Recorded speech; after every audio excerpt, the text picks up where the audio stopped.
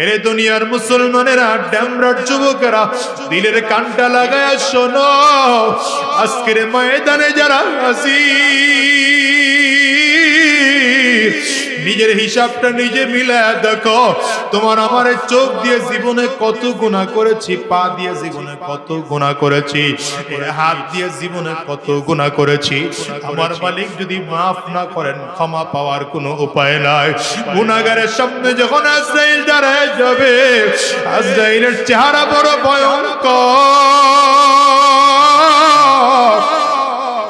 গুনাহগার তাকিয়ে তাকিয়ে দেখবে আজরাইলের পা দুইটা জমিনে দেখা যায়, মাথাটা সাত আসমানের উপরে দেখা যায়।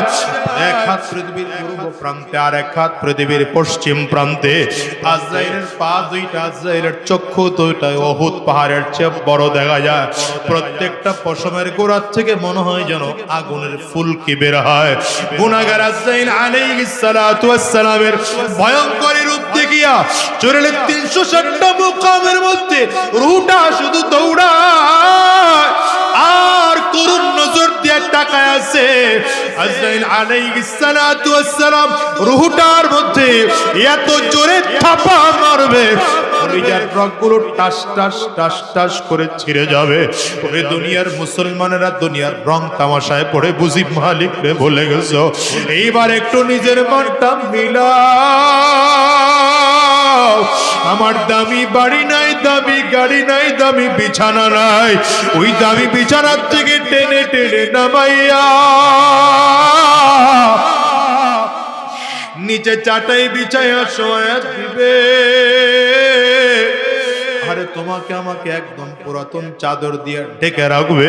সন্তান এসে চিৎকার করে আব্বা আব্বা বলে ডাকবে, ডাকের সাড়া দিতে পারবো না। পর্দার আড়ালের মা, সন্তান এসে মা বলে ডাকবে, ডাকের সাড়া দিতে পারবো না।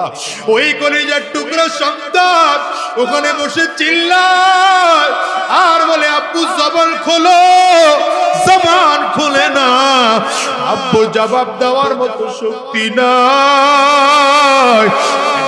চলিয়ে যাবে বাজার থেকে কাফনের কাপড় কিনে আনার জন্য, একদল লোক চলিয়ে যাবে সাবান কিনে আনার জন্য, একদল লোক চলিয়ে যাবে বাঁশ কিনে আনার জন্য। বাজার থেকে বাঁশ কাটিয়া আরে কাঁচা বাঁশগুলো দিয়া কবরের মধ্যে সুন্দর করে কবর খনন করিয়া আমাকে বাগানের কিনারা নিয়ে গোসল করায় 300 কাপড় দিয়ে প্যাকেট করবে।